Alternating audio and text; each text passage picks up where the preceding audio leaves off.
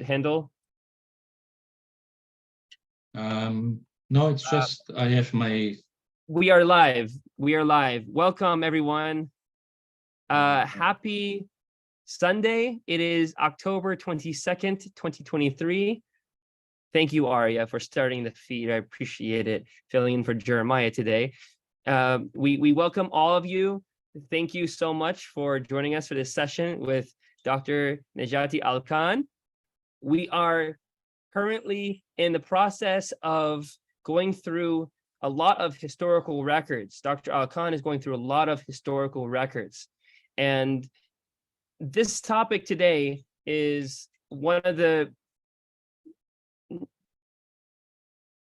the session today is one of the most important subjects for people who want a conclusion to one of the earliest stories in the origins of the Baha'i faith. And that is the story of the second letter of the living, the second believer in the Bab, and his name was Mulla Ali Bastami. He is the second person to believe in the Bab, the herald of the Baha'i faith, of the faith of Baha'u'llah. The Bab in 1844 declared to Mul Hussein, and after that declaration, they had to have some other believers of their own accord, of their own will, of their own choosing, come to and believe in the message of the Bab, the gate to this new age. This week's topic is the life and fate of Mulla Ali Bastami, letter of the living, the second believer in God, and the first to suffer for his sake. We will follow the life of Mulla Ali Bastami, a disciple of the Bab, a letter of the living, who was sent as his emissary to Iraq to propagate his cause. Bastami, who was the first to leave the house of God in Shíráz and the first to suffer for his sake, was imprisoned in Baghdad by the Ottomans, put on trial, exiled to Istanbul, which was then Constantinople, and punished with hard labor at the dockyard. Finally, as a consequence of the hardships he faced, Bastami most probably died in Istanbul. Baha'i sources and Ottoman archival documents will be used in this talk to illustrate this exceptional disciple of the Bab. And, well, researching these archives, Dr. Nejati Al-Khan, he has gone through various records, and that's why we're here today, to discuss some of these discoveries. Dr. Al-Khan has been fascinated with Baha'i studies, especially history, since his youth, studying Islamic studies and history then at the university, opening new vistas. It opened new vistas then, and it continues to now. By learning Arabic, Persian, and in particular, Uthman Turkish, besides his native Turkish and almost native education in German and English languages, Dr. Al-Khan felt equipped to delve into Baha'i studies. He has been publishing since 2001 on various subjects. And actually, as a matter of this introduction, we invite you to see some of the subjects he's presented on here with Clearwater Baha'is. If you please take a pen and paper and write this down, www.clearwaterbaha'is.org, and you look for the videos with Dr. Al-Khan. He has actually shown quite a few amazing resources where he's been able to show this exile of Baha'u'llah through the Ottoman records, pulling these Ottoman records of the exile, the banishment, and the provisions that were provided, and all these different things that on paper was recorded by the Ottoman authorities. With that being said, we welcome you all to just take a step back in time with us to the very beginning of this faith as we walk back again forward in time and view these amazing documents which Dr. Al-Khan has been able to research and pull from for this presentation today. Dr. Al-Khan, with that little rocky start right in the beginning, we appreciate that you're here with us, and we look forward to this discussion. So at your leisure, if you want to share screen or what have you, we are ready. Sure. Thank you very much, John. It's very kind of you, very kind of you to host me again. So I think you're seeing my screen, right? Yes, and actually, if you go into the view mode for the presentation, we're plugged in and ready to go. Wait. Yes, now you have it, right? Yes, we see it. The title, The Okay. Life and Fate of Mulla Ali Okay. Bastami. Yes. Okay. Welcome, everyone. Good morning or good afternoon, wherever you are. I'm very thrilled to present this topic to you, which is at the heart of the Baha'i faith, in fact. And I cannot express my feelings about this man, about Mulla Ali Bastami, who was really an exceptional disciple of the Bab.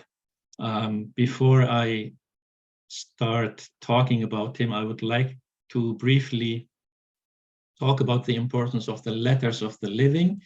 Really quick, before we do that, what was those two titles that we just read in quotes? What were those? Like, people are wondering why those two quoted titles.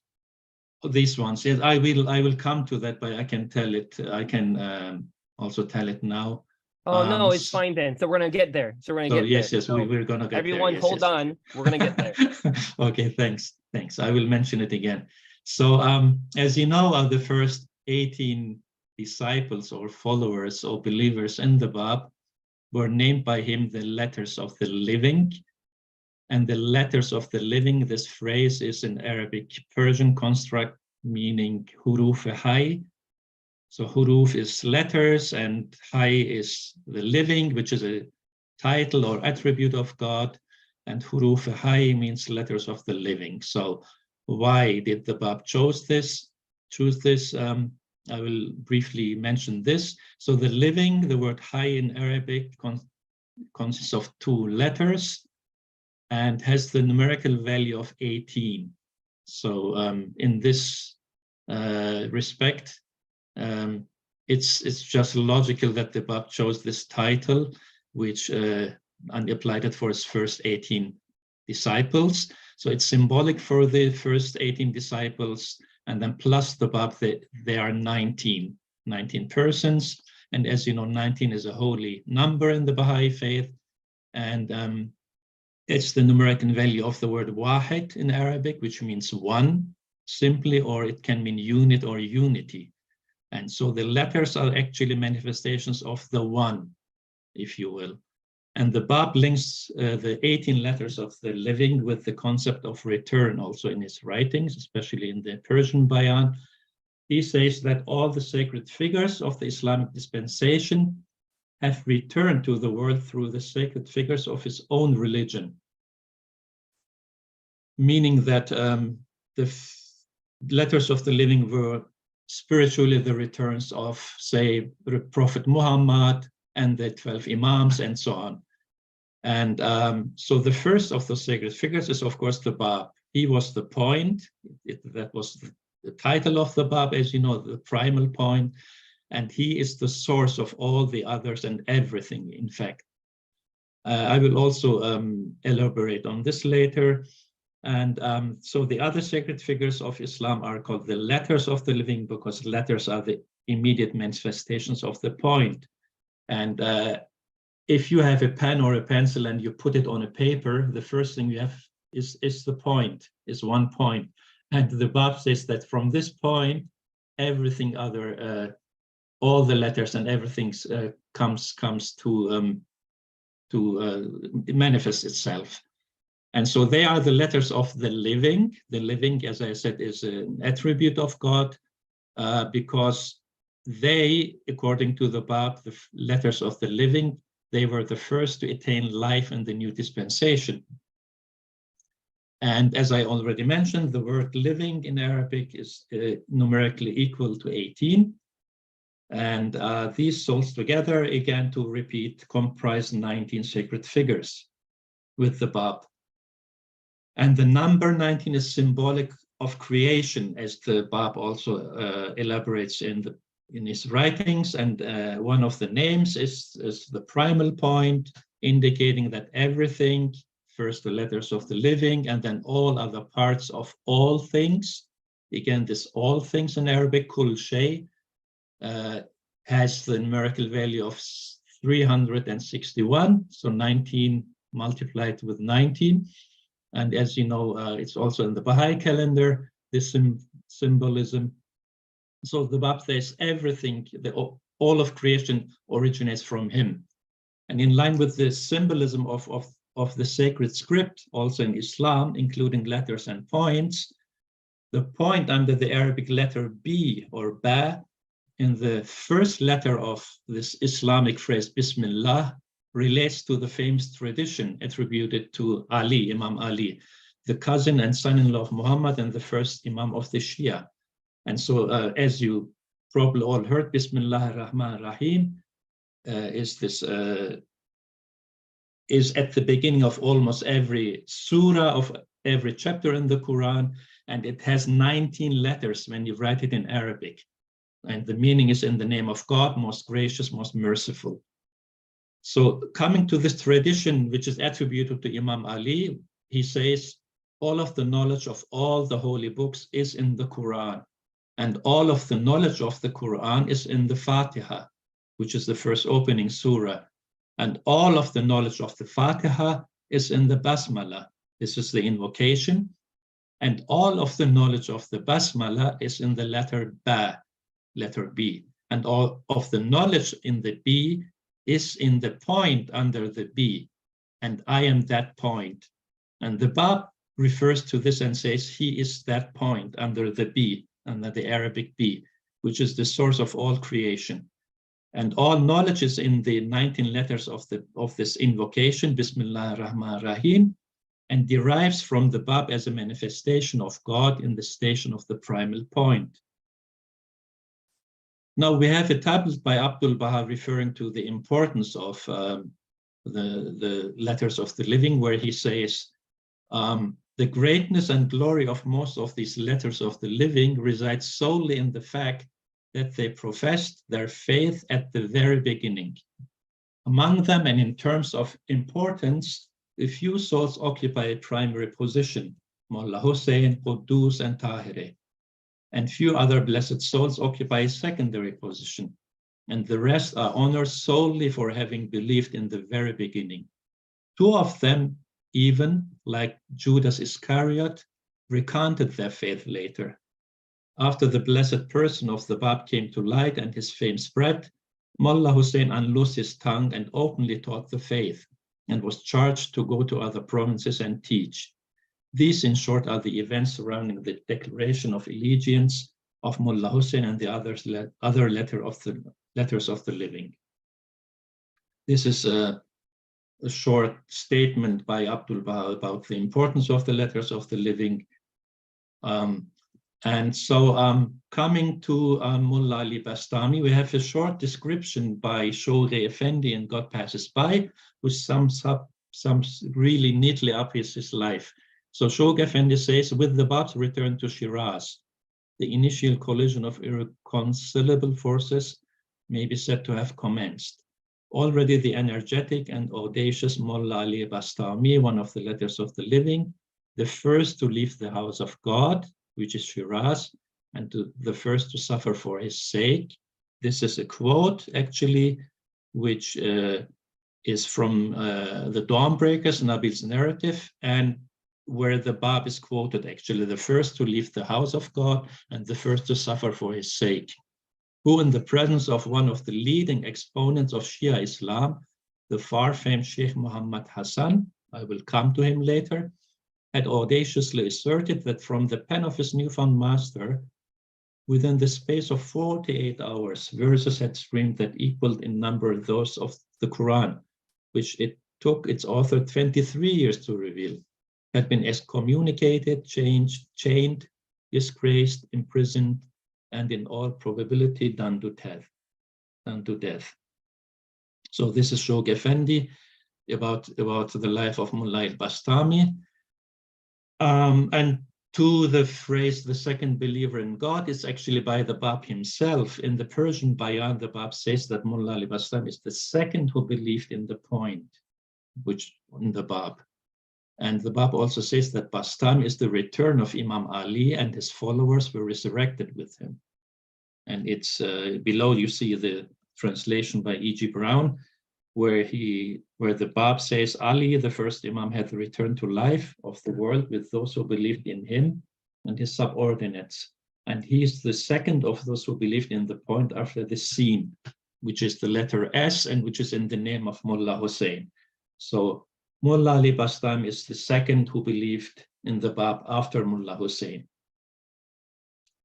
As I mentioned, the Bab says that all the sacred figures of the Islamic dispensation have returned to the world through the sacred figures of his own religion.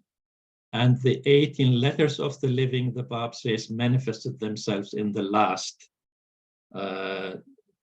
meaning the Muhammadan manifestation or the Islamic manifestation in the persons of the 14 holy souls, which is the Prophet himself, his daughter Fatima, and the 12 Imams, of whom the first Ali was her husband.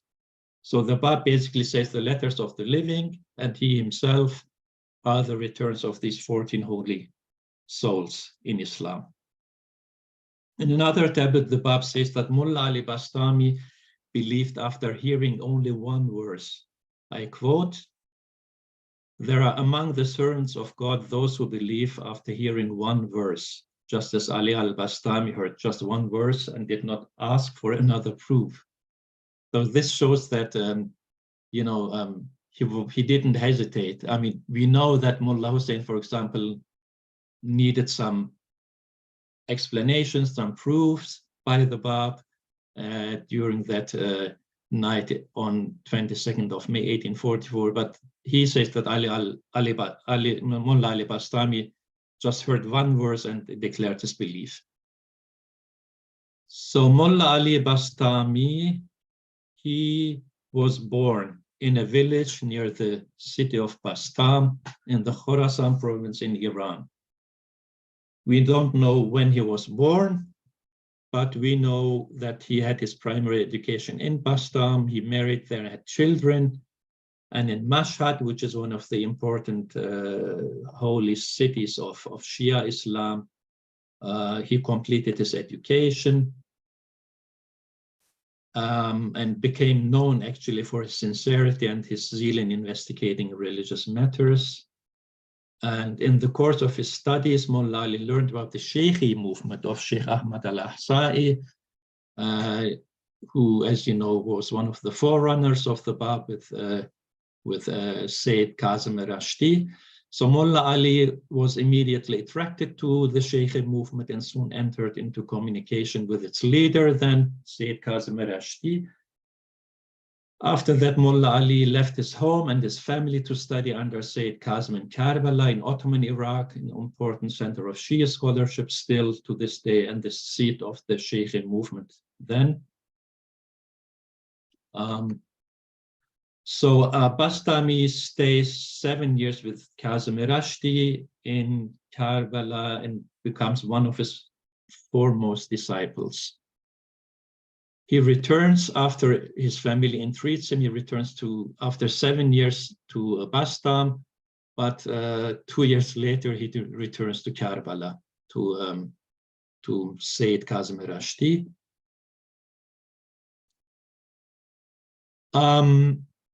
As you also probably know, most of the letters of the living spent 40 days in seclusion and fasting in the city of Kufa, also in Ottoman Iraq, during their search for the promised one after the death of Sayyid Kazim, and then they set out to seek the promised one. And Mulla Ali Bastami, together with 12 other companions, arrives at the great mosque in Kufa in Iraq, and he finds his fellow disciple Mullah Hussein Bushrui immersed in contemplation and prayer. And we have records about Mulla Ali Bastami saying that he was endowed with such vast learning and was so deeply conversant with the teachings of Sheikh Ahmad that many regarded him even superior to Mullah Hussein. And we have also an interesting Shi'i tradition, a hadith, that the companions of the Qa'im or the Mahdi will pitch their tents in the mosque of Kufa, and that the promised one will come with a new cause. And according to Baha'i prophecy, this was fulfilled by Mulla Ali Bastami and the other disciples. So Mulla Ali Bastami and his companions, after 40 days of seclusion in the Mosque of Kufa, they arrive in Shíráz. And after Mullah Hussein prepares them in their search for the promised one, most of the letters of the living stay at the Mosque of El-Khani in Shíráz. And again, 40 days after Mullah Hussein believed in the Bab, the other letters of the living also recognized and believed in the Bab. And so from Nabil in the Dawnbreakers, we have this, he describes how Mulla Ali Bastami finds that the Bab is the promised one. So Nabil says, on the third night of the retirement, whilst wrapped in prayer, Mulla Ali Bastami had a vision. There appeared before his eyes a light, and lo, that light moved off before him. Allured by its splendor, he followed it, till at last it led him to his promised beloved. At that very hour, in the mid-watches of the night, he arose and exultant with joy and radiant with gladness, opened the door of his chamber and hastened to Mullah Hussein. He threw himself into the arms of the revered companion. Mullah Hussein most lovingly embraced him and said, "Praise be to God who hath guided us hither. We had not been guided had not God guided us."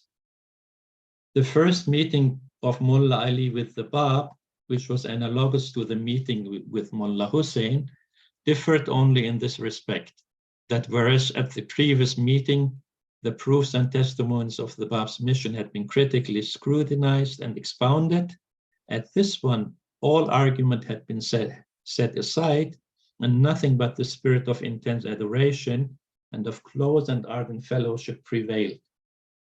The entire chamber seemed to have been vitalized by the celestial potency which emanated from the Bab's inspired utterance. Everything in that room seemed to be vibrating with his testimony. Verily, verily, the dawn of a new day has broken. The promised one is enthroned in the hearts of men. In his hand he holds the mystic cup, the chalice of immortality. Blessed are they who drink therefrom. And Nabil continues, each of the 12 companions of Mulla Ali in his turn and by his own unaided efforts sought and found his beloved. Some in sleep, others in waking, and a few whilst in prayer, and still others in the moments of contemplation, experienced the light of this divine revelation and were led to recognize the power of his glory. After the manner of Mulla Ali, these and a few others, accompanied by Mullah Hussein, attained the presence of the Bab and were declared letters of the living. 17 letters were gradually enrolled on the preserved tablet of God and were appointed as the chosen apostles of the Bab, the ministers of his faith and the diffusers of his light. Here stops Nabil's narrative, and then we learn that the last letter of the living was Quddus, the last one to arrive and to recognize the Bab. And the Bab said in that respect, 17 letters have thus far enlisted under the standard of the faith of God. There remains one more to complete the number. These letters of the living shall arise to proclaim my cause and to establish my faith. Tomorrow night, the remaining letter will arrive and will complete the number of my chosen disciples.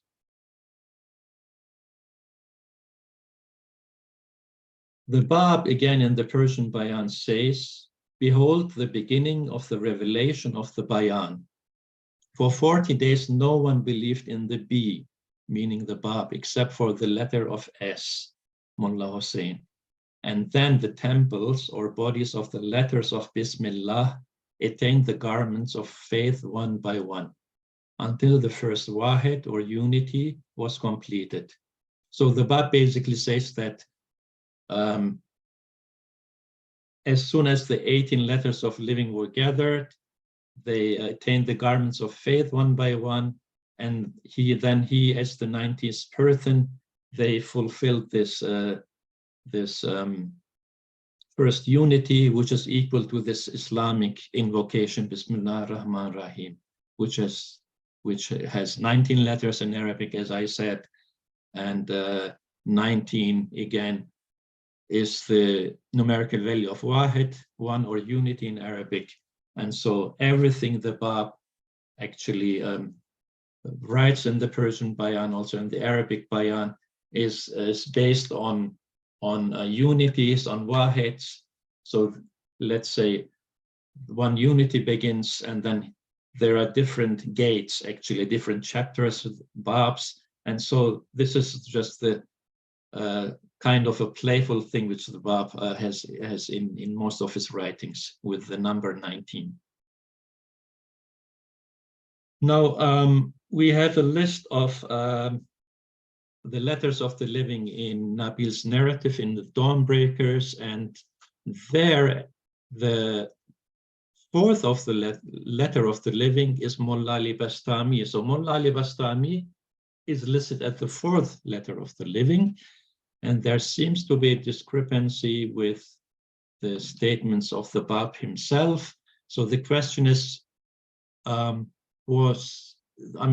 Bab says that Bastami is the second believer, but was he the fourth letter or the second letter? Actually, when you have the Dawnbreakers, when you open it, you will see the facsimiles of several tablets of the Bab. And this one you see here is the facsimile of the Bab's tablet to the second letter of the living. And so I was wondering whether this was written to Mulla Ali Bastami or the second letter of the living, the brother of Mullah Hussein, which you see on the top, Muhammad Hassan. So if the second letter of the living was Muhammad Hassan, then according to Nabil, Mulla Ali Bastami was the fourth letter of the living. And here in the facsimile of this tablet, we see the tablet of the Bab to the second letter of the living. So I asked the Baha'i World Center, and they sent me a typed copy. And in fact, here the Bab addresses the second who believed in me. So it seems that it's also addressed to Mulla Ali Bastami, and he is the second letter of the living and not the fourth. And I have parts of it provisionally translated, and there the Bab addresses him in these words. He says, "And when thou hast believed in God, thy Lord, when he manifested himself, he made thee the second believer in himself, as a token of his grace. Verily, he is the protector of those who fear God. Thou shouldst command the people unto that which God hath revealed. Then let not the wails of the people grieve thee, for we are verily the cheerful.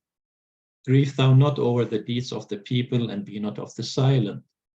We verily made thee victorious in the past, as Imam Ali, probably meaning that, and shall make thee victorious in the future as a promise from our part. We verily are the truthful. It behoveth thee to proclaim the cause of God unto all according to the book, as ordained by him. He verily is the best of witnesses. And speak of the cause of God during the daytime and the night season, and be not of them that tarry. God shall prove with his cause whatever he willeth, and ordaineth as he pleaseth." So this is what the Bab actually in this tablet, which is addressed to the second letter of the living, says it is for the second believer in himself. It should be Mulla Ali Bastami. Then to continue with the life of Mulla Ali Bastami, we also learn from the Dawnbreakers that the Bab summoned to his presence Mulla Ali Bastami and addressed him words of cheer and loving kindness. He instructed him to proceed directly to Najaf and Karbala, the two holy cities in Iraq, alluded to the severe trials and afflictions that would befall him, and enjoined him to be steadfast till the end.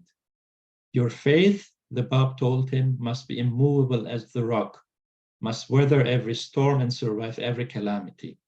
Suffer not the denunciations of the foolish and the calumnies of the clergy to afflict you or to turn you from your purpose. For you are called to partake of the celestial banquet prepared for you in the immortal realm. You are the first to leave the house of God and to suffer for his sake. If you be slain in his path, remember that great will be your reward, and goodly the gift which will be bestowed upon you. So Mulla Ali Bastami goes actually first to the port city of Bushehr in southern Iran and meets the uncle of the Bab, who later declares his faith in the Bab. And after that, Mulla Ali Bastami sets out to Najaf in Ottoman Iraq, as I said, and tells the Shi'i and Shaykhi scholars that the promised one has appeared. There, the greatest scholar, which is called Mujtahid, Sheikh Muhammad Hassan, rejects Bastami's message and expels him from the city. This gentleman you see on the right, and Baha'u'llah says about him in the Kitab-i Aqdas, call ye to mind the Sheikh whose name was Muhammad Hassan, who ranked among the most learned divines of his day. When the true one was made manifest, this Sheikh, along with others of his calling, rejected him, the Bab, while a sifter of wheat and barley accepted him and turned unto the Lord.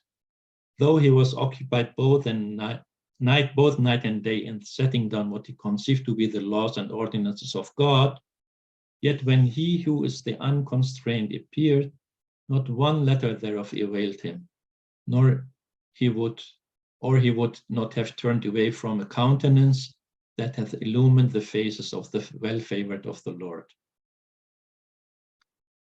And Baha'u'llah later in his Lawh-i-Nasir quotes the Bab addressing Sheikh Muhammad Hassan regarding Mulla Ali Bastami, saying, we have resurrected Ali, Imam Ali, from his grave and sent him to you with clear tablets.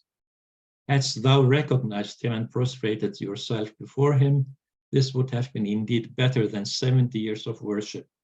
Yet thou hast veiled yourself from this matter. When Mulla Ali Bastami was in Karbala, later, as I said, he was expelled from Najaf and then he went to Karbala and shared some writings of the Bab with the Shaykhis there, and many accepted the message. Among them was Tahireh, as we know, the only female letter of the living who never met the Bab. So she learned about the Bab from Mulla Ali Bastami in Karbala. And then coming to the Ottoman version of the Bastami affair, based on Ottoman documents, the conflict created by Mulla Ali Bastami in Karbala disturbed the public. The issue is also mentioned in the correspondence of the British consul in Baghdad, who also wrote a letter to Constantinople at that time. And the Shia ulama, the clerics in Karbala, arrested Ali Bastami and sent him to Baghdad, the center of the province where he was imprisoned. The Ottoman governor of Baghdad, Nejid Pasha, actually this is the Nejid Pasha who had owned the Rezwan garden in Baghdad. That's why it's called Nejibiya garden. So this Nejid Pasha dealt with the issue of the Mahdi's messengers, as he says, and correspondence with Istanbul, with the Sultan, began after that. What Nejid Pasha did was he established a court to trial Mulla Ali on January 13th, 1845. And the peculiarity of this court was that it was perhaps the first time that Sunni and Shia scholars agreed on an issue about a common enemy. And the Mufti, the highest cleric of Baghdad at that time, Sheikh Mahmud al-Alusi, he presided over the court. And a total of 20 Sunni and 8 Shia clerics gathered, and they issued a fatwa, a religious decree about the Bab and Bastami. Of course, the name of the Bab wasn't known at that time because Bastami didn't disclose it. What basically happened as the outcome of this trial was that the Sunnis, the Sunni clerics, demanded the death of the Bab and Bastami. The Shia clerics opposed it and demanded that Bastami sent back to Iran. And this is the religious decree, the fatwa in the Ottoman archives, actually, which was studied many, many years ago by our scholar Mujan Momen in one of his articles, basically saying that what you see on the left is actually portions from the Bab's first writing, Qayyum al-Asma, which he began revealing in that night with Mullah Hussein, and which the clerics then at the trial called the perverted copy of the Quran. And so this religious decree is basically saying that the one claiming to be the promised one, the Mahdi, is an unbeliever. And on the right you see this the seals and the verdicts of the Sunni and Shi'i clerics, basically condemning the Bab and Bastami of heresy. Now, there are reports of Necip Pasha to Istanbul, where he notes that although Bastami is detained in prison in Baghdad following the verdict passed on him, it was proposed that it is more appropriate to send Bastami to Istanbul in order to prevent mischief because of the manifest blasphemies in the writings he was carrying. Apart from that, Necip Pasha says that it was anticipated that if he is set free, his presence in Baghdad will cause rumor among the people and the clerics who are disturbed by his grievous and infamous crime.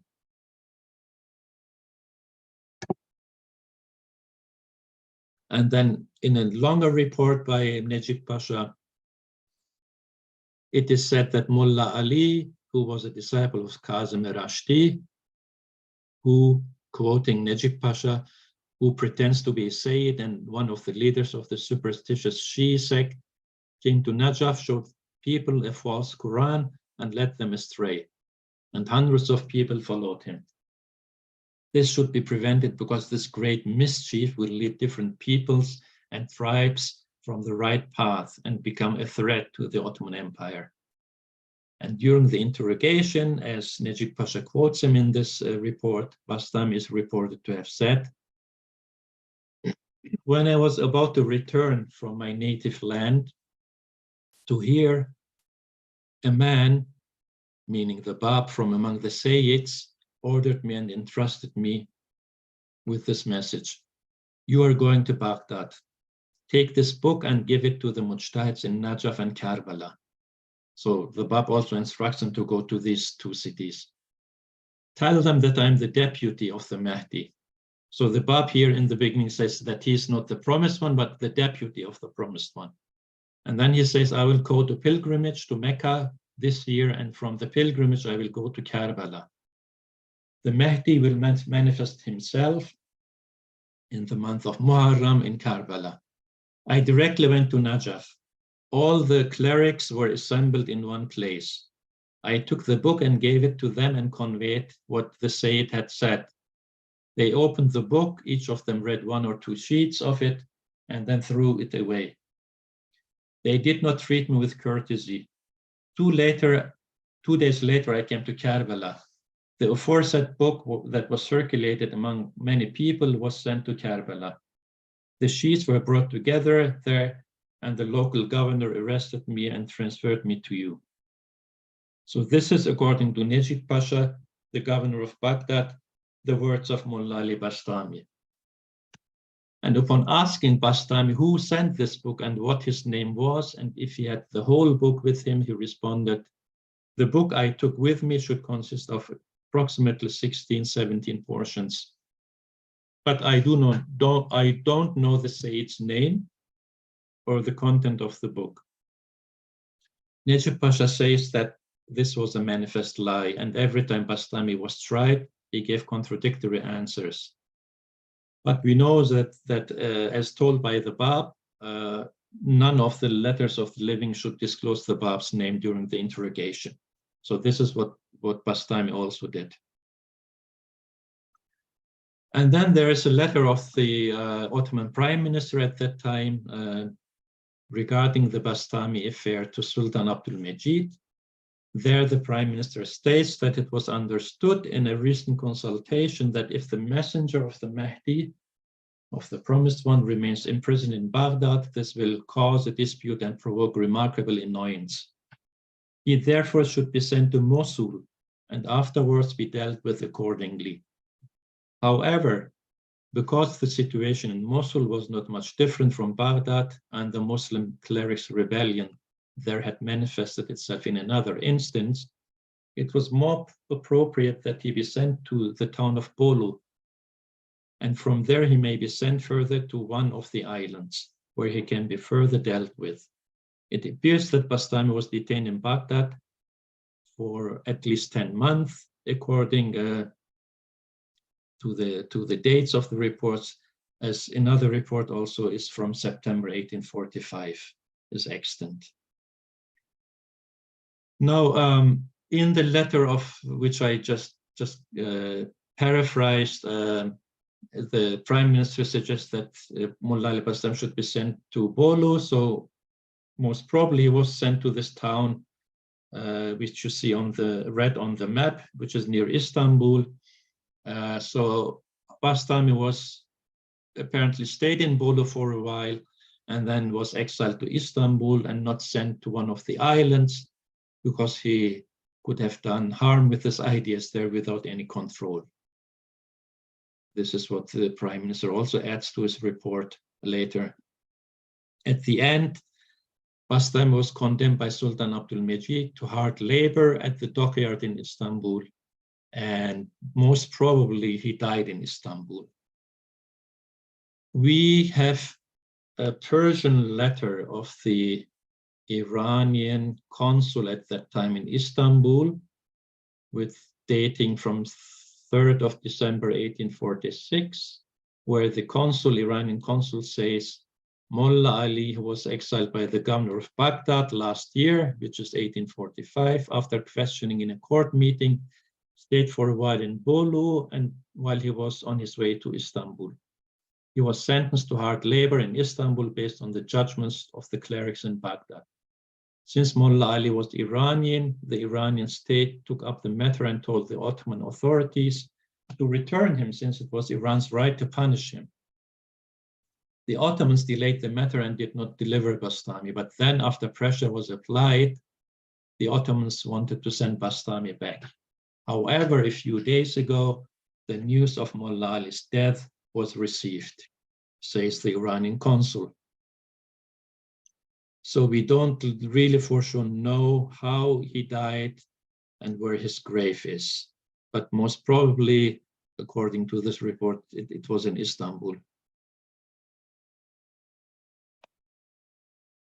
We have also at least 2 newspaper reports about the Bastami affair. One news from Constantinople, published in Bombay Times on April 12, 1845, which also sums up the trial, the court trial of Necip Pasha about Bastami, saying that it was confusing each side, the Iranians and the Ottomans. And then we have also from the London Illustrated News from April 19th of 1845, also saying that there was a dispute between Turkey and Persia in consequence of the Pasha of Baghdad having condemned to death a Persian dervish for sacrilege, for forming a new sect by preaching for an apocryphal Quran. This is how the whole affair was deemed also in the West. To continue the story, while the Bab was on pilgrimage in Mecca and Medina, in 1845 he received the news of the arrest of Mulla Ali Bastami, and on his return from the pilgrimage in April 1845, the Bab sent tablets to the Iranian ruler Muhammad Shah and his Grand Vizier Mirza Aghasi from Muscat in Oman. And in addition, a tablet was revealed to the Ottoman Sultan Abdülmecid, and the Bab speaks of Bastami there in this tablet to the Ottoman Sultan Abdülmecid, where he says, it's also a provisional translation, read the book of thy Lord, O Majid, through the command of thy Lord in the preserved book. Know thou that God hath knowledge of all things in the heavens and on earth, and that thou art concerning the verdict passed on the messenger, the Lord of great oppression. Fear God, O thou man, for today there is no escape for anyone except he believeth in the signs of thy Lord, and is accounted among those who prostrate before him. Likewise, the book was sent down for the kings, that they might learn of the command of a new creation. O thou man, this is how the Bab addresses the Sultan. O thou man, thou hast followed Satan regarding the verdict to imprison the messenger of the remembrance, meaning the messenger of the Bab. Fear God after thou hast read a single wondrous letter from our book. Do not repudiate the command of God and send the messenger back in accordance with the command we have sent down in the book addressed to thee, according to a mighty and wondrous command. Thou art not aware of the matter of the caliphate. The messenger is a weak servant in those lands. Yet know thou full well that it is we that sent him. We verily are potent over all things. We verily bear witness unto everything. Know thou God's decree and send him after thou hast read this letter. Verily do we write the decree of thy death at thine own hands, and we are aware of what we accomplish. Follow God's command, O Majid, and not thine idle imaginings that mislead thee from the path of God. God's decree is not but a manifest announcement. This is from the tablet of the Bab to Sultan Abdul Majid. We don't know whether Sultan Abdul Majid actually received that tablet. There is a copy of the tablet at the Baha'i World Center, and also partially published in 102 Baha'i publications. And we also learned that the Bab also sent a tablet to Najib Pasha, the governor of Baghdad, but we also don't know about the whereabouts of this tablet. Shoghi Effendi mentions in God Passes By the revelation of the Bab's first tablet to Muhammad Shah, of his tablets to Sultan Abdul Majid and to Najib Pasha, the Wali of Baghdad. After the Bastami affair, we know that Tahirih spread the Bab's cause, and many people accepted the cause in Najaf and Karbala in Iraq, where she was at that time. She was very active and was attracting many people to the cause of the Bab. And this, of course, again drew the attention of the Shia clerics and created hostility in these two cities, and they forced Tahirih to be under house arrest. As with Mulla Ali Bastami, they complained about Tahirih to Najib Pasha because she continued Bastami's activities.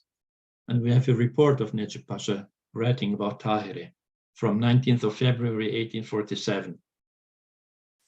There Najib Pasha says, I will quote, as your excellency, so this is a letter of Najib Pasha to the Ottoman prime minister.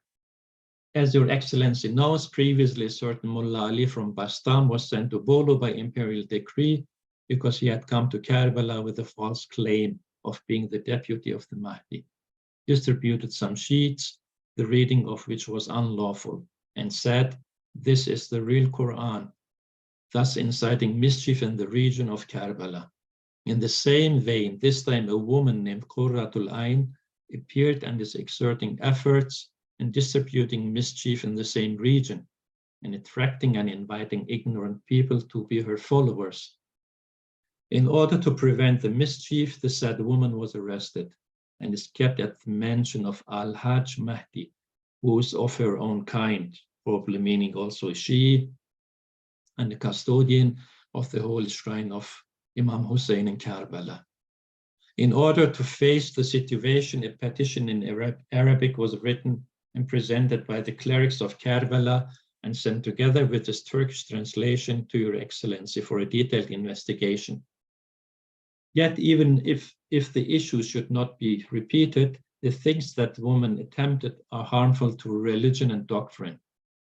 Although the actual mischief was prevented and she was expelled, a group of innovators was given a chance to appear, and the said woman was able to propagate and carry out her mischievous intention. based on the fact that they will undoubtedly mislead the people of the region of Iraq from the right path to the blind alley of corruption and discord. It was communicated to the district governor of Karbala to instantly act upon and arrest that woman at her location for the sole purpose of avoiding her mingling with people and so preventing the mischief.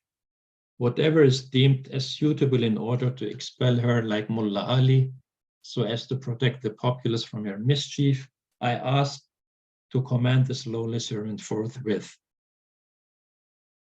So this report by Necip Pasha about Tahirih, and we know that Tahirih also spent some time in the house of the Mufti of Baghdad, who I mentioned, Sheikh Mahmoud al-Alusi, and this Mufti of Baghdad was the main person who condemned in this religious decree, in this fatwa, the cause of the Bab and Bastami. And then we learn from other Baha'i sources that later on, when Tahirih was in house prison at his home, he actually changed his view about the Bab and was positive also towards Tahirih. In any case,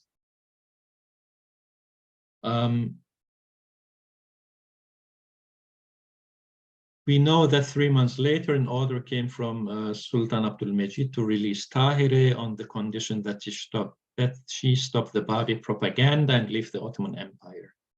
We learned this from Baha'i sources, and afterwards, when we come to the time of Baha'u'llah in Baghdad, when he was residing there or was in exile in Baghdad, we learned that positive reports were sent to Istanbul from different statesmen about the Babis, and that Sultan Abdul Majid's attitude also changed. And Shoghi Effendi says, so struck indeed had the Sultan Abdul Majid been by the favorable reports received about Baha'u'llah from successive governors of Baghdad. This is the personal testimony given by the governor's deputy to Baha'u'llah himself, that he consistently refused to countenance the requests of the Persian government, either to deliver him to their representative or to order his expulsion from Turkish territory. And we know that later, when Abdul Majid's brother Abdulaziz became Sultan, the Ottoman government's friendly attitude towards Baha'u'llah changed to the worse because of his growing popularity among Ottoman officials and Iranian immigrants in Baghdad and in Iraq in general, frightened Iranian clerics and the Iranian consul general in Baghdad. And they sent alarming letters to Nasreddin Shah describing the respect of the people of Baghdad for Baha'u'llah. And with this, I come back to my first talk, which I gave a few weeks ago. And this is where I stop. And I thank you for your attention.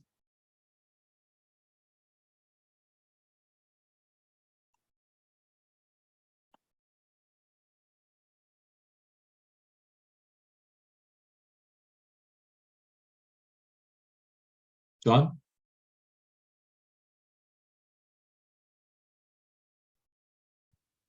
Thank you so much, Dr. Al-Khan. Sorry. Thank you. I have a little friend here that wants to say hi to everybody. Her name is Alita. Hi.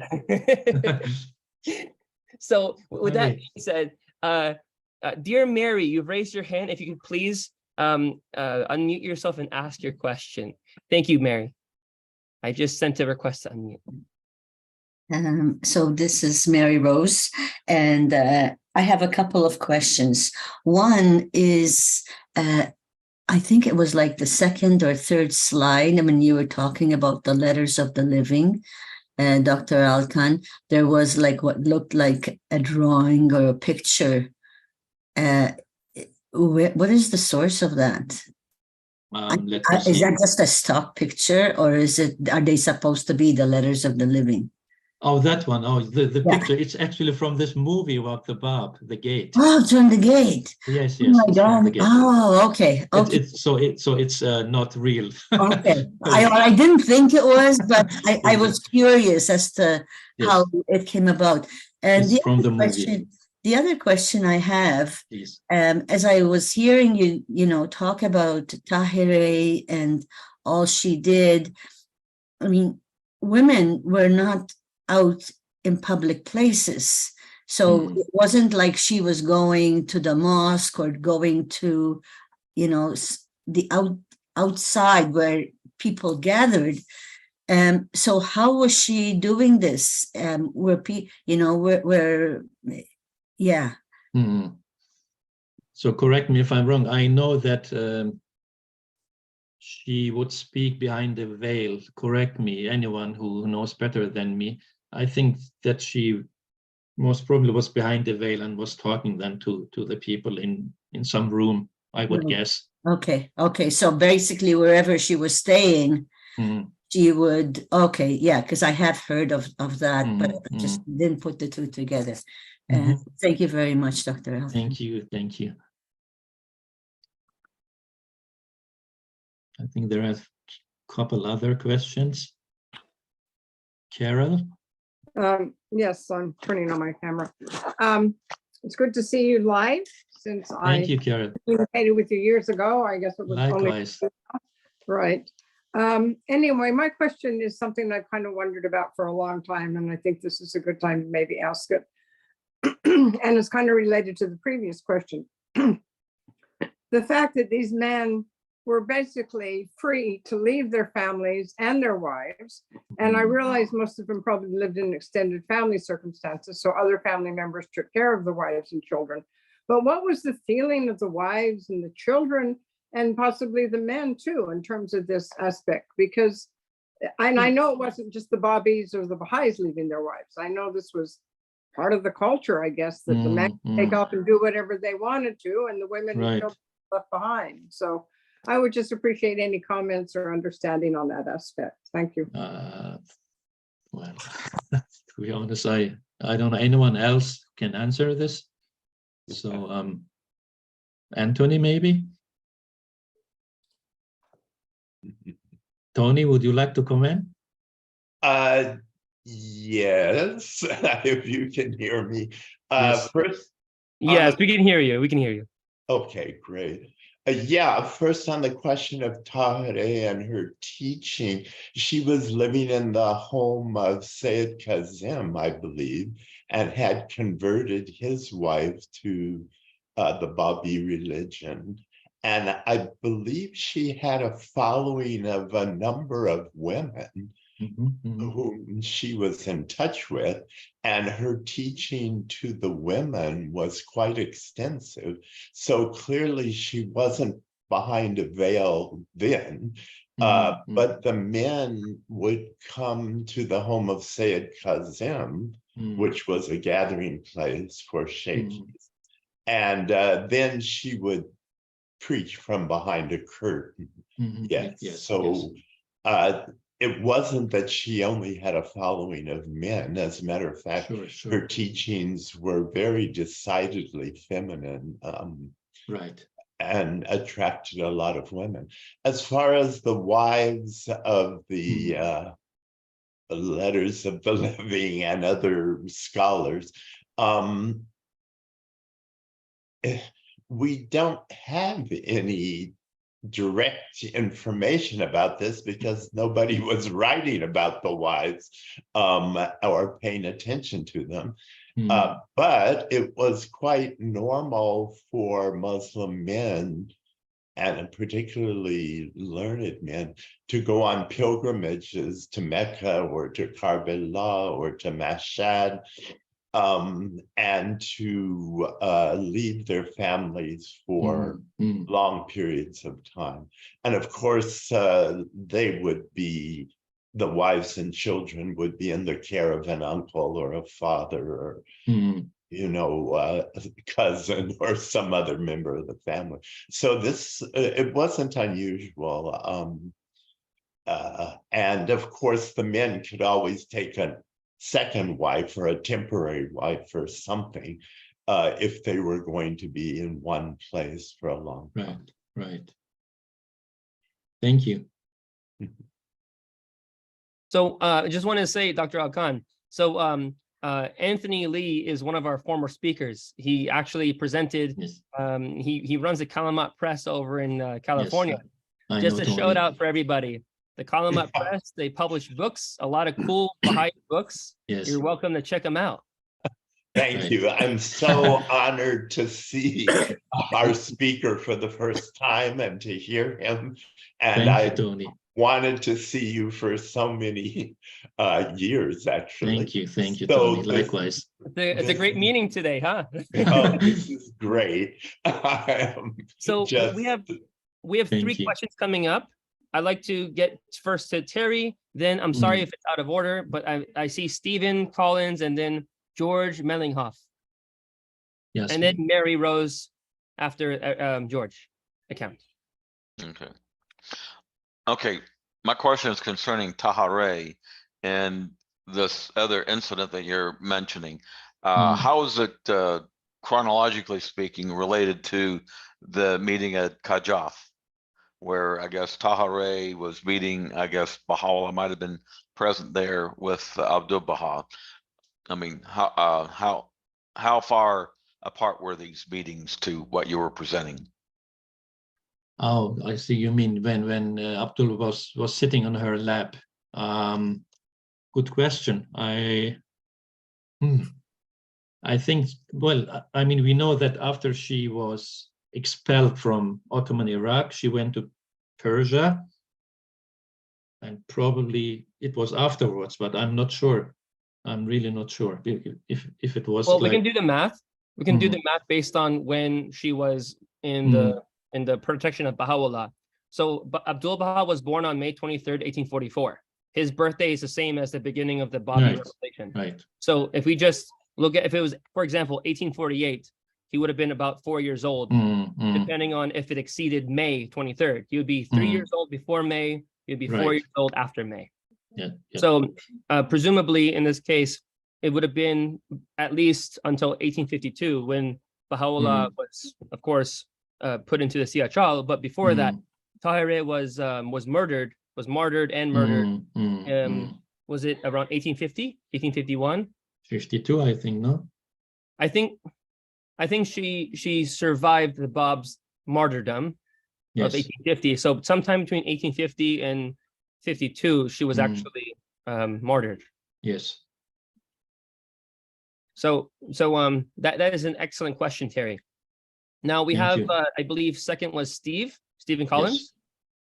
Yes. Dr. Valkan, great talk. On your German background connection studies, and also you showed an English newspaper. It is my understanding that one of the versions of the English newspaper coverage actually says that it's from a German newspaper. Oh, is it? And Okay. and Dr. Momin shared somewhere that he had found the German coverage. Okay.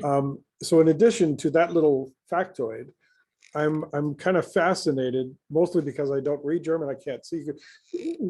How did the Germans manage to get so much Babi history coverage in the period? How did that work? Why? I mean, there was an Austrian officer who wrote about the program against the Babis, very explicitly telling what was going on. So repeatedly, the German or the Austrian language coverage was so forefront. How did that work? What does that mean?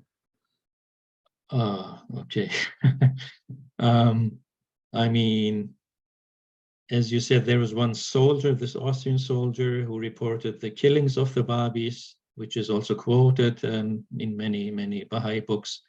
And then we have, if I'm not wrong, we have a German physician of the Shah, correct me if I'm wrong, who was also witness to some events. And then there were also Polish, but yes, associated Yes. with the Germans, yes. And then there was this other German scholar, Andreas, who also was either born in Iran or spent many years in Iran, and also has a book about the Babis, actually. So I would assume that German consuls or diplomats or physicians were aware of what was happening and sent reports to Europe. That would be my guess. Right, but in particular, all these things were published somewhere, not just somewhere Yes. in on a shelf or in somebody's collection, or to receive by individuals, Yes, but yes. published publicly for people. Yes, That's yes, astonishing to me. yes. It's German precision, I would say. Well, if I could say something, the reports of the Babis were published all over Europe. And the more we investigate the European newspapers and reports, the more instances we find. The sort of progressive intellectuals of Europe, Right. all over Europe, were fascinated by the Babi movement, Yes. and even appropriated the Babi movement for their own purposes, and Yes. to reinforce their arguments for women's rights and so on. So we haven't fully researched or appreciated the impact of the Babi religion on Europe. But as you say, it was quite considerable. All of the intellectual class in Europe had heard of the Babis and had some notion of the Babi religion. Yes, and Stephen, the right person for this would be Amin Echea, our friend from Spain, who Yes, that's he knows right. he knows the genealogy of all this newspaper clippings, and he's been collecting them for probably 20 years or more. So, and he published the Apostle of Peace about Abd al-Baha. So he is not here now, but that would be a question for Amin.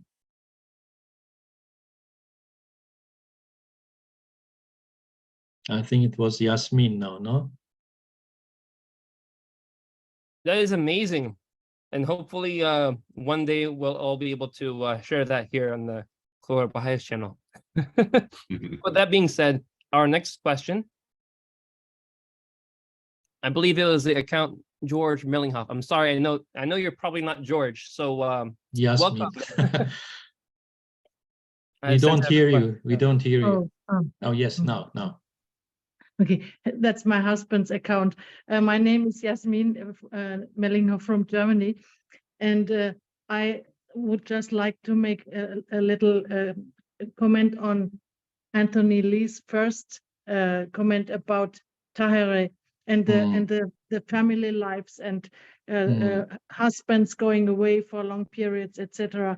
I'm not familiar with the customs in the Oriental countries in that time, but I was thinking that Tahereh herself, she had probably an unusual behavior in her family life as a wife, because she was married, and as far as I know, she had 3 children, and then she accepted the Bab's message, and finally she broke up with her family and left them all behind. I have no idea what happened with her children, etc.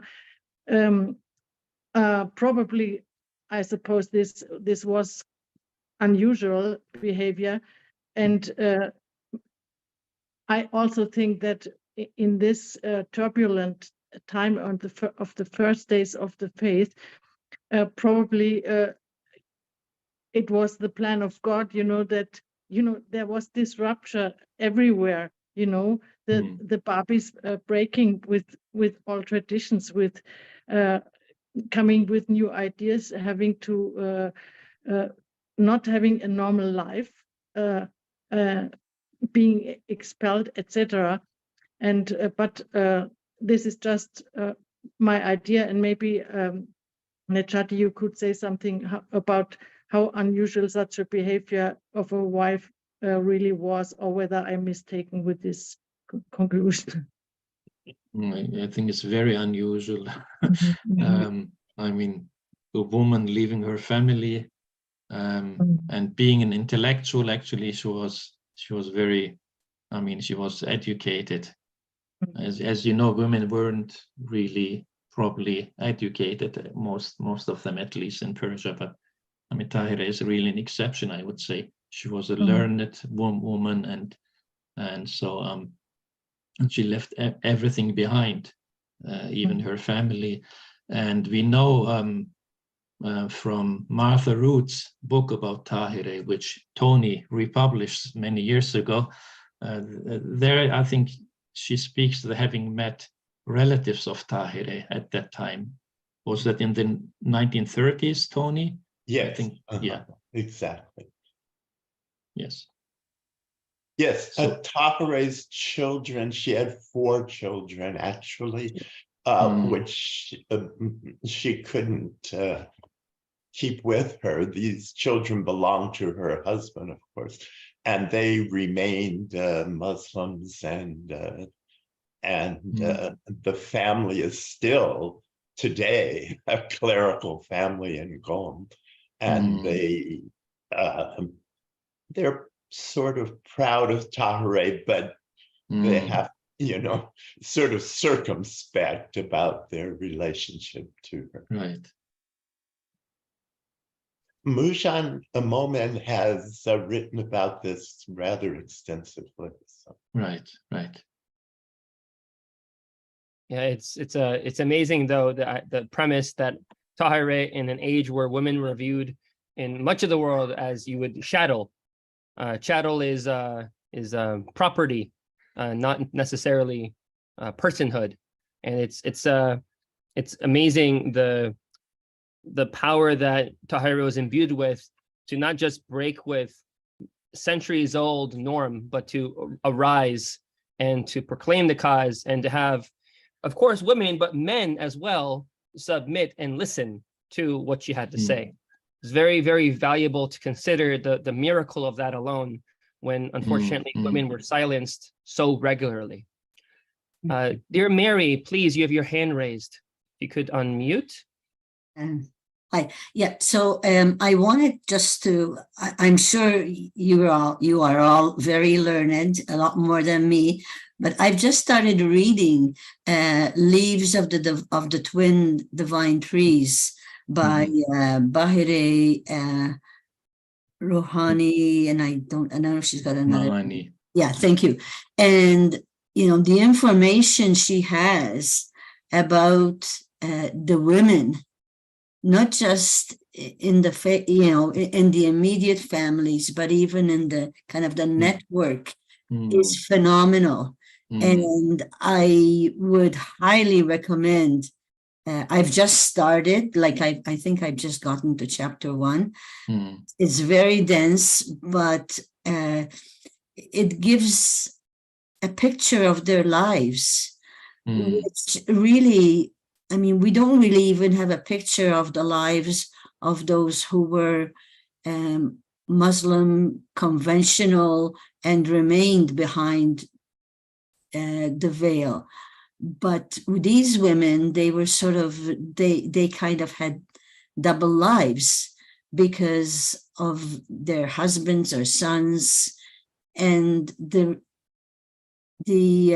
my understanding is that the reaction of their families really was a whole spectrum. And so anyway, that's all it's not I just wanted to say that. Thank you. Thank you so much for sharing. It's very beautiful when we have the participants to share. And I think Andy Murphy, you have a question and or share here. Let's see. Unmute. There we go. Can you I hear can't me? hear you, Andy. Can you hear me now? Yes, we can. Yes, sir. Yes. All right. Okay. If I read that slide correctly, it said that the tablet that was written to Sultan Abdul Majid said that something about him dying by his own hand. Did that mean that he would eventually commit suicide? And is that exactly what happened? No, let me just see the phrase.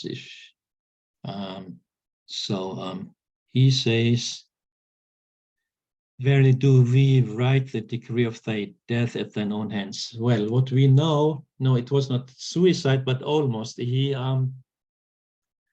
you see, one British historian says about Sultan Abdul Majid, he loved wine, women, and reform. So it was because he drank too much wine. His liver got sick, and then he died of cirrhosis. That's the correct word, I guess. Yeah. So this is not suicide, but he got sick and died of most probably of overconsumption of wine. I see. This was his fate. Thank you. And that was our Andy Murphy moment.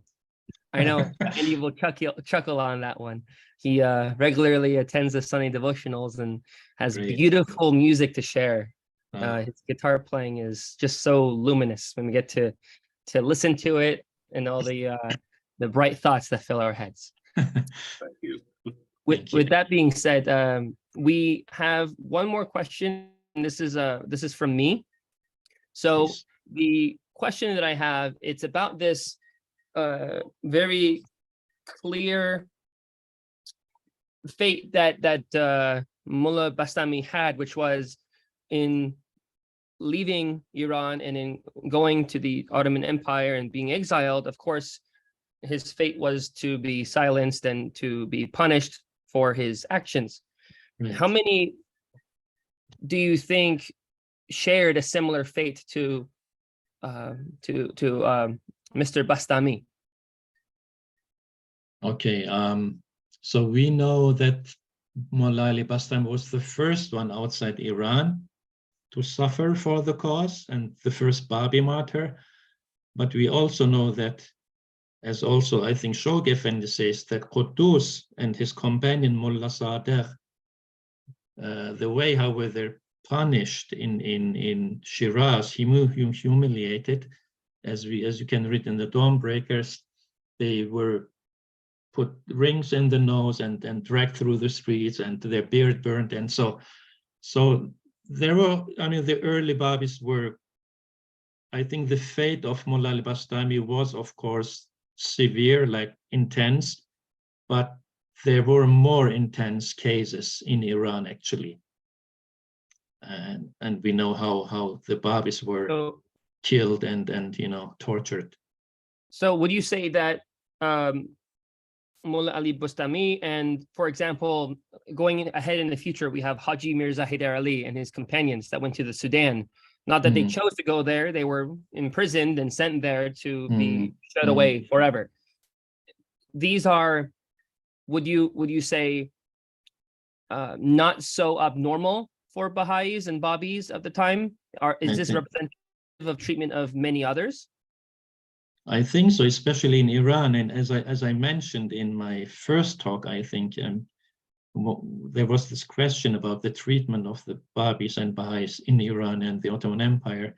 And really, like, I mean, the case of Bastami is mild, I would say, because he was luckily handed to the Ottomans and not sent back to Iran. And we don't know how the Iranians would have treated him in Iran. So I think I always say, despite the injustices of the Ottomans committed against, say, Bastami the Bab or Baha'u'llah later, I would say it was a blessing in disguise for the Baha'i faith to be in the Ottoman Empire and not like developing in Iran. That's my historian's view of it. It's a very profound one, and something that I find very, very important to explore. And as we had in the previous session, asked a similar line of questioning, I think it's important for everyone here in reflection on this talk, that very point you mentioned, Dr. Al-Khan, the premise that you bring, that the Baha'i faith was really, yes, we know it was started through the Babi faith. We understand that. However, the declaration of Baha'u'llah and Baha'u'llah's exile until the rest of his banishment, until the ascension of Baha'u'llah, it took place in, and was really in the Ottoman Empire. That is an amazing point to reflect upon. And this clear distinction between the treatment of the Persian government to those who became Baha'is, declaring their belief in the Bab or Baha'u'llah, and the treatment of the Ottoman authorities and the Babis and the Baha'is. And what's more interesting to mention is this distinction of what Baha'u'llah taught the Baha'is versus the Babis. Yes. So and you please correct me if I'm wrong, but a very important piece in this was Baha'u'llah's caution of the Baha'is to use wisdom, not to lie for their faith. On the contrary, to tell everyone that they are a Baha'i when asked. However, not to clearly prophesize or to engage in fighting for their faith, right? Exactly. I think he pacified the Bab dispensation. So how would you see this transformative act of Baha'u'llah forbidding Baha'is to engage in armed conflict, not only again to not defend themselves for their faith in the context that the Babis did, where they had to take up arms to defend their lives, but Baha'is are forbidden to disobey their government.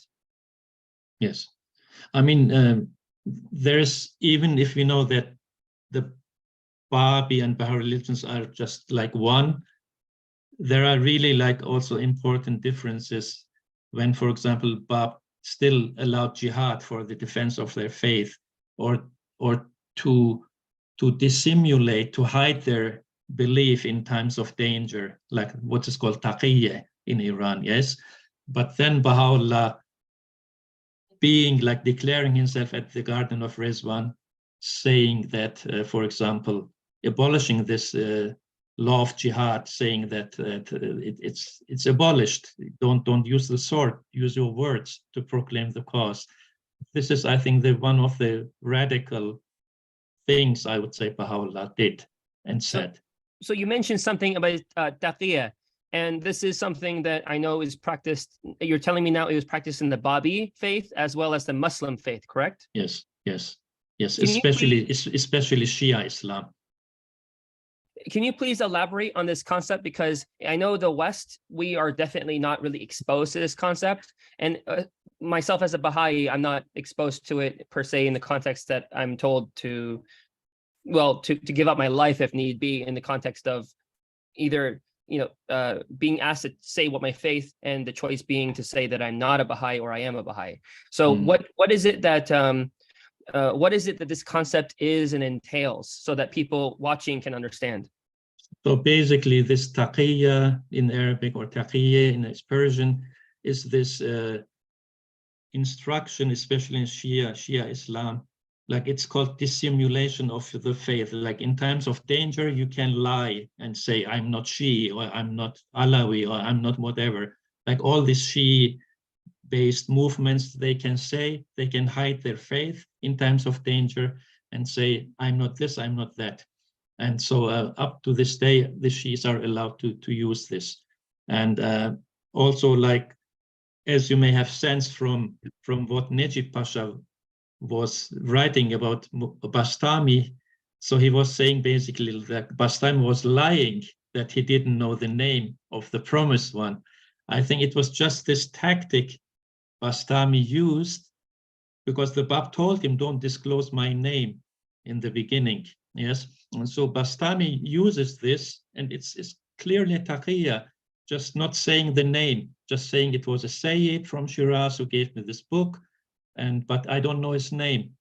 So I mean, the Ottomans would have probably know this, and then in coming actually to the dispensation of Baha'u'llah, there are a few instances actually where Baha'u'llah and Abdul Baha, of course, it depends on the context. They instructed the Baha'is to hide their faith. Yes, and I mean, generally speaking, as you said, they shouldn't lie about their faith, but there are a few instances up to the ministry of Shoghi Effendi where we have tablets of Baha'u'llah and Abdul Baha saying you can use taqiyya or wisdom, hikmat. Yes, or well, that was still practiced even until the the turn of the century. I Yes. mean, this Until century, then, not previous. yes, yes. This century. But that practice of using wisdom is merely to not proselytize your belief to others. Also, yes, yes. So that means if I'm a person who lives in a country that is not very friendly to my beliefs are between me and God, like saying my obligatory prayer, the namaz. I'm going to say that in private. Likewise, the beliefs you have, when it's not welcomed by others, there's no ear to listen. It's not our role to push it on other people. We're not missionaries. If we pioneer, Yes. don't go to again to proselytize. We go to live the life, and by our example, people become Baha'i because they see the word of God in action. So exactly. that idea of hikmat is using hikmat rayat. It's the idea of using your wisdom in sharing your faith with one who desires to hear it. Whereas again, just simply sharing it with people who are not asking for it, unprovoked, sharing of one's faith in a place where you could be killed for your beliefs. I would feel it's extremely different from a government official saying, what is your faith? And if you have no opportunity, for example, Baha'is until recently would put other as their religion because they had no opportunity to say Baha'i. But for example, in Egypt, they didn't have that opportunity. Now they had to write what their religion was within the accepted religions. So because they couldn't put other, they couldn't lie to say that their religion is for example, Christian, Muslim, or Jew only, right, where they're excluding the others. So because they couldn't make that exclusion, they had to, of course, go to the court system and ask for that recognition to be able to put something like other, or not to put anything at all, rather than being forced to check a box. Yes. So there's a clear distinction in the context of a government setting where they are prompting the Baha'i to say that they are Baha'i or some religion versus the free sharing of one's faith and beliefs in an unprovoked circumstance. Would we agree that that is the difference, or is there something that we're missing? No, I think there's a difference, but any other friend can also comment. Yes, and Stephen, I know you patiently had your hand raised. Please, you're welcome as well to ask your question, but we can also dwell on this subject too. Okay, well, my question partly spins off your question earlier, but I wanted to warm up to it a little bit. I picked up on your presentation, Dr. Alkan, that there was like a triple process. Ali Bastami first to try to promote the faith, and he was ultimately arrested and sent on to prison. Tahereh then doing the same kind of thing, and ultimately being somewhat silenced and pushed back, and then Baha'u'llah coming and promoting the faith in that area, and then he actually was brought further away and sort of a banishment, but in the other direction. And that reminds me of John's question, which I maybe heard a little bit of, but I wanted to make particular. The idea of being banished from Iran in the Babi period is not common, is my understanding. And he mentioned somebody banished to the Sudan, which I'm not sure. Is that in the Babi period? That's the Baha'i period. Oh, Baha'i period. Yeah, okay. yeah. And the gentleman's name was Haji Mirza Haydar Ali. The Angel of Carmel. Premise. Oh, Just to give a premise of timing, he actually was Shoghi Effendi's teacher when Shoghi Effendi was a child. Okay. So if that makes the timing right for you. Right. But that opened the question of how many people were banished that suffered for the faith, for the Babi faith, in addition to Ali Bastami, or is he singular in the Babi period? He's singular. As far as I know, he's the only one who was banished even to Istanbul. So that's the only case, yes. Okay, and then I wanted to speak a little bit to John's question about how many Babis suffered, and you mentioned that they suffered sometimes worse, and I agree. I remember Nabil's narrative and the Austrian testimony that we mentioned earlier, but I also wanted to mention there's a kind of a controversy from scholarship in the 70s and 80s about how many Babis were suffered in that pogrom, and that the Baha'i sources, Abdul Baha, say 20 or 30,000. And there was this controversy that only 2,000 maybe could be identified. And that a new source kind of popped up when the digital newspapers were coming online, and they reported 20 and 30,000 being killed, especially in southern Iran, but not just an out of the blue mention that this was happening, but for months. I believe this starts with in August, the event, but then around October, I believe it is, towards the end of October, they start mentioning hundreds in Tehran. And then by the time you get to the end of December, they're talking about 20 or 30,000. So there's this whole pattern of coverage going on. There's a letter of, you may know the name, Reverend Austin Wright. Does that ring a bell? Yes. Whose letter was also translated into the German and published. But the original English has been found. And that led a couple of us to be very curious and see if we could find the actual anything materials from Reverend Austin Wright.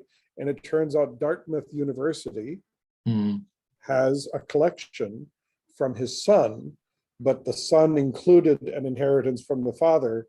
And in it, there's a codex of drafts of his letters. In other words, he would draft a letter, make his final version, and then he'd send it. And that's one of those letters that we know of Reverend Austin Wright. But the originals are sometimes in this book of his, this codex. Amazing. And one of them refers to camels arriving in Tehran with heads of Babis. And I don't remember exactly I think there's some description of how many, but I don't want to dwell on that too much. It is a secondhand account, but Reverend Austin Wright heard it, if I remember right, I'm doing this by memory, from a British consul who himself saw the camels arrive in Tehran, according to the report. And I'm hoping someone will publish more about that in the near future, I hope. But yes, 20 or 30,000 is independently verified through European language newspapers in the period, as opposed to just Baha'i history sources or trying to come up with evaluations later. I just wanted to mention that. Thank you so much. We both said the same thing. Thank you so much, Stephen, for your contribution here. It means a lot to the group. I want to, because it is about 12:30 and it's almost time for us to close, almost. We want to please, Mary, we want to have this shared, the information that you've shared in the chat. If you could make that contribution, and after that contribution, we're going to be closing out. Thank you, Mary. Thank you so much, John. So very quickly, this whole conversation about lying, and then the Persian term of, which I can't remember, I'm sorry. Anyway, it just... What was it? Taqiyat? Is that how you say it? Yeah. Taqiyya. I added a T at the end. So Taqiyya. I had found this letter some time ago. From the Universal House of Justice, and I believe it's dated 1985, July 3rd, 1985. And it's very insightful in terms of both, the personal situations that we find ourselves in, the official situations, and it has a lot of nuance and explains very clearly. And I love the fact that they use the term dissimulation, because that has so much more context and so many more facets than just saying to somebody, oh, you're lying. Anyway, I recommend. You also mentioned something in the comment at 12:28. Would you like to read it, or you want me to read it? Your comment. Oh, about the Sholi Effendi taught us. Right. So when we were talking about, somebody mentioned, missionaries and teaching, and that is I come from a Catholic background of many generations, and there is such a massive difference between teaching, a teacher, and a missionary, and proselytizing. You know, a teacher, the way I understand it and how I understand Shoghi Effendi has explained it in his writings, especially in the advent of divine justice, is that person who looks, reflects on the three spiritual prerequisites, which are kind of the fundamental, and on a daily basis, nothing different from what Baha'u'llah has told us to do, that we're supposed to pray twice a day, say the prayer, the obligatory prayer. And as a result, in doing that, we are transformed. It doesn't mean that we're becoming perfect. Just the effort itself, because we're also, as well as reflecting on our thoughts and actions, we are also bringing ourselves to account each day. And it is God that decides whether my accounting is acceptable or not, because I may just be in a whole other world and see my vain imaginings, my veils, as being me being transformed, and really all that is spiritual pride. You know, so I think it's because in the Baha'i faith we don't just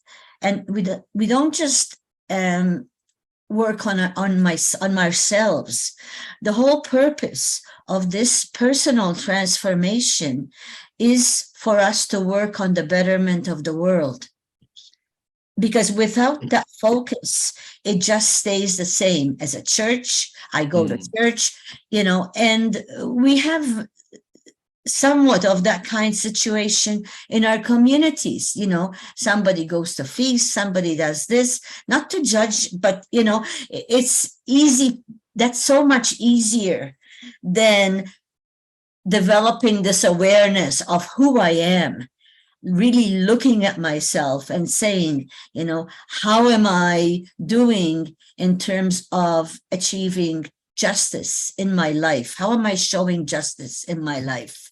And that's a good point you make. Actually, in the comment, which I'll read off, you wrote, Shoghi Effendi taught us that each one of us are the first teaching tool.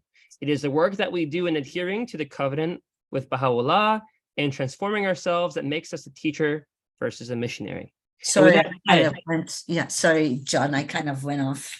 No, it's fine. But I wanted to take where you were and take it to one last place, and we can close out for the afternoon. The idea here is that no teaching that any Baha'i engages in, no matter how planned out you think their teaching initiative is, no matter what you think you do, no matter how smart you think you are, Shoghi Effendi makes it clear for us that unless and until you embody the word of God in your action, in your deeds, in your spirit, in your heart, until you actually engage in what Baha'u'llah has brought for this age. And we're not saying to just unloose your tongue. It's about in your action, living the life. Yeah. And it's through living the life. It's through these experiences where the light contrasts so much with the darkness around us in this age where everyone's integrity is questioned. Yeah. It's very easy to say beautiful words, but it's not so easy to live a life where we let deeds and not words be our adorning. Right. So with that being said, we want to thank all of you, every one of you who have given your contributions and your questions. And of course, Dr. Alkan, thank you so much for sharing this very important story of Mr. Bastami. Such a beautiful story. We thank all of you so much. Thank you all. Thank you very Thank much. you. And Great. thank Like you this all for video. your patience with me. And this is No, so no worries. wonderful. I Please. just, Everyone, just go to Clearwater Baha'is, the YouTube channel. Please like and subscribe, like this video and subscribe to the channel so you can see more content like this and so we can produce more. So again, we thank you so much. And your questions, comments, all these are really important. Please send us some. And again, on the YouTube video, the Facebook page for the Baha'i Center of Clearwater. We wish you all a beautiful afternoon. Thank you. thank you. See you next so week. much, Thank you. Dr. Alkan, and I hope Thank you very to see much. you again.